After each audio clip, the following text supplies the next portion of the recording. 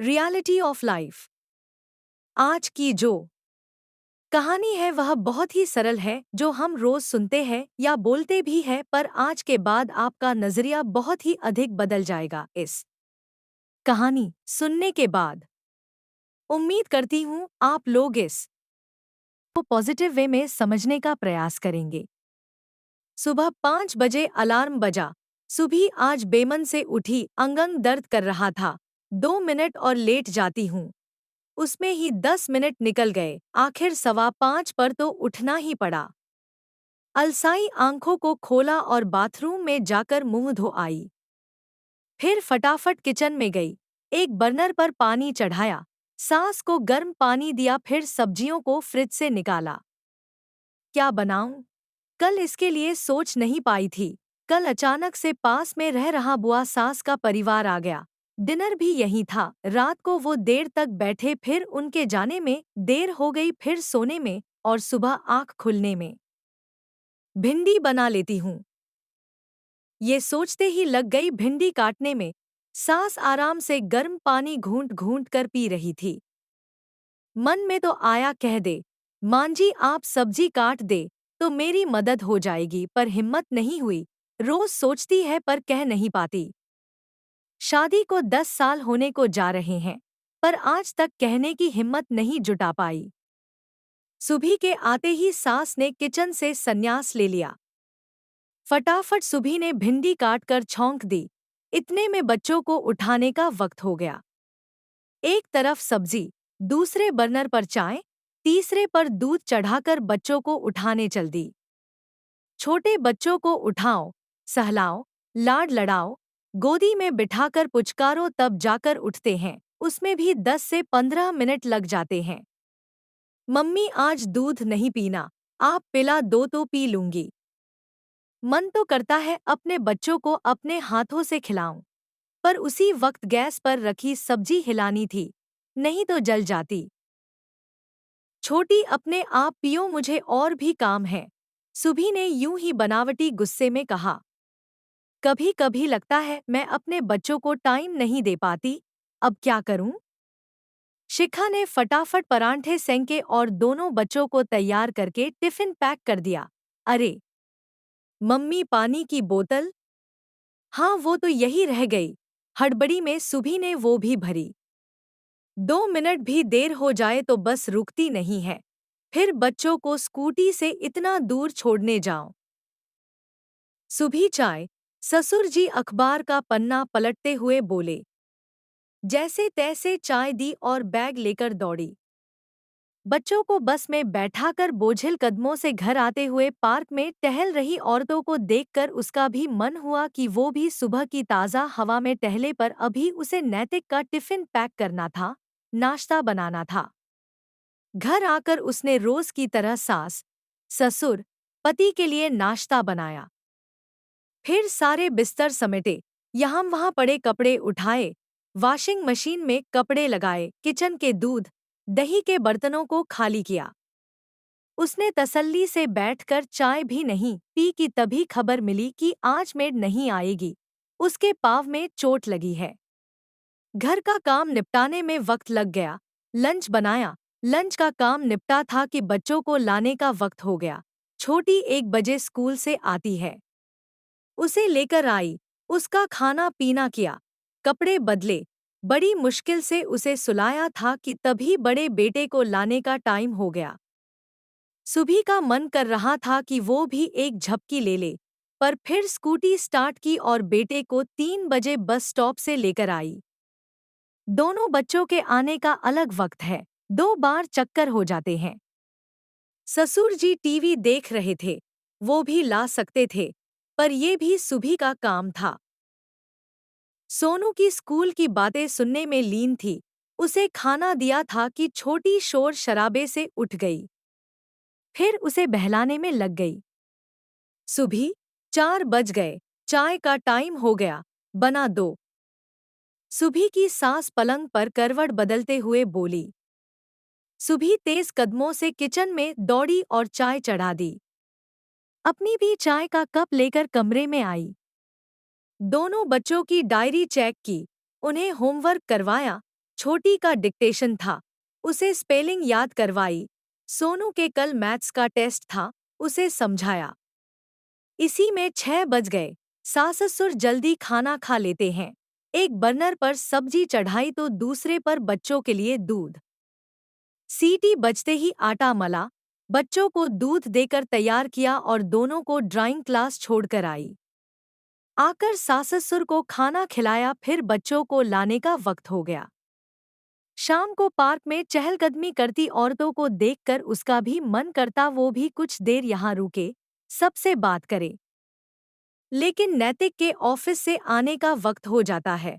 जाते ही चाय चढ़ा दी, तभी नैतिक के चिल्लाने की आवाज आई, सुभी मेरा टॉवल कहाँ है? कितनी बार बोला है मुझे बाथरूम में चाहिए, मुंह हाथ धोने के बाद चाहिए होता है। वो मैंने धो दिया था, बाहर सूख रहा है, अभी लाती हूँ। सुबह जैसे ही टॉवल लेकर आई। नैतिक के मम्मी पापा कह रहे थे कि पता नहीं सारा दिन करती क्या है, घर में ही तो रहती है। ये सुनकर सुबह कड़वे घूंट पीकर रह गई। सदा से औरतों के घरेलू कामों को कम आका जाता रहा है, वो कितना भी कर ले, सुबह से रात तक लगी रहती है। घर के लिए अपनी नींद, चैन, सेहत, करियर तक त्याग देती है। फिर भी यही सुनने को मिलता है कि घर पर ही तो रहती है, कुछ नहीं करती। ये उसके रोज के दिन में सी एक था, लेकिन आज कुछ अलग हुआ। सुभी का दिल आहत हो गया था, क्योंकि नैतिक ने भी सहमति के साथ सुना था, सब कुछ देखते जानते हुए भी उसके लिए एक शब्द भी नहीं बोला। एक औरत को पति से ही उम्मीद होती है, जब वो भी टूट जाए तो अस्तित्व ही नहीं रहता खुद का, ये सा लगता है। सुबह दूसरे दिन उठी, यथावत काम किया, उसके बाद अपने और बेटी के कपड़े पैक किए, नैतिक को फोन किया। मैं कुछ दिन के लिए मायके जा रही हूँ, माँ ने बुलाया है, 1 साल हो रहा है उनको देखा नहीं है। अरे ऐसे कैसे अचानक? और माँ को ही देखना है तो मैं दिखा लाऊंगा, रुकने की क्या जरूरत है? मेरी भी तबीयत ठीक नहीं है, आराम कर लूंगी कुछ दिन वहाँ, सुभी ने कहा। अरे वो तो यहाँ भी कर सकती हो और करती ही हो, नैतिक ने खींचते हुए कहा। हाँ तो आराम ही तो करती हूँ, यहाँ की जगह वहाँ कर लूंगी। अब तो नैतिक आग बबूला हो गया। ठीक है जाओ, बच्चों को भी ले जाना, हो गई उनकी तो पढ़ाई। गुड़िया को ले जा रही हूँ, स्कूल में बात कर ली है, सोनू के स्पोर्ट्स चल रहे हैं तो यहीं रहेगा, कहकर फोन काट दिया। जाते समय सास ससुर के पैर छुए और निकल गई। उन्होंने पूछना भी जरूरी नहीं समझा, बेटे से बात हो गई थी, शायद तो गुस्से में देख रहे थे।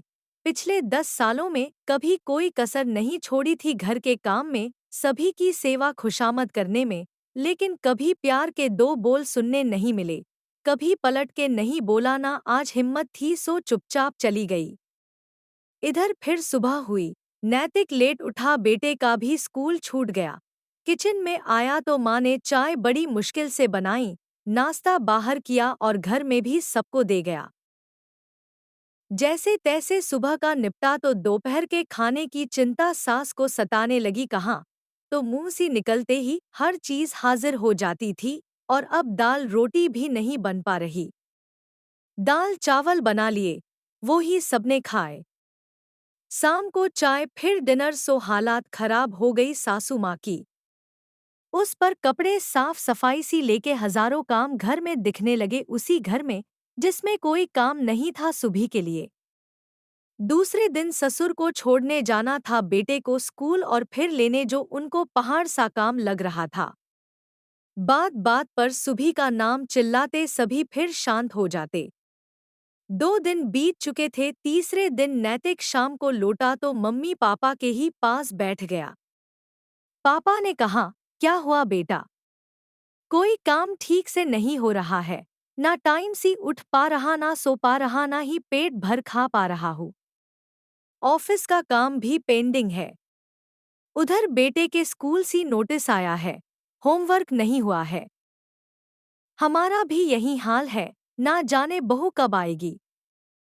सुबह के 2 दिन ना रहने से हमारी ये हालत हो गई है, और हम कहते हैं वो करती क्या है? नैतिक की आंखें भर आई थी। हाँ बेटा, बहू ने घर ऐसे संभाला था जैसे लगता था अपने आप ही सब हो रहा है। काम का बोझ उसी को समझ आता है जो ढोता है, करवाने वाले को जब समझ आता है जब वो करता है। हम सबने अपनी जिम्मेदारी उसके ऊपर ही छोड़ दी, इसलिए काम की आदत ही छूट गई। वो हमारे हिस्से का भी काम कर रही थी बिना किसी शिकायत के। जा बेटा उसे ले आ। दूसरे दिन नैतिक सुभी को ले आया, वो भी आ गई बिना कुछ कहे, क्योंकि घर की हालत क्या होगी उसको अंदाजा था और नैतिक का लेने जाना भी गवाही दे ही रहा था। दूसरे दिन सुबह उठी तो नैतिक उठ चुका था, बच्चों को तैयार कर रहा था। सुबह हड़बड़ा सी गई, कैसे आँख नहीं खुली, तुरंत बाथरूम में गई। आकर सीधा किचन में जाने लगी तो नैतिक ने बोला, तुम चाय बना लाओ, हम साथ में पियेंगे। वो किचन में गई तो सासू माँ पहले से थी, बोली चाय ले जाओ बहू, मैंने बना दी है, हम लोगों ने पी ली है, नाश्ते के लिए सब्जी काट दी है, आकर बना लेना। आज पहली बार सुकून से नैतिक के साथ चाय पी थी सुभी ने।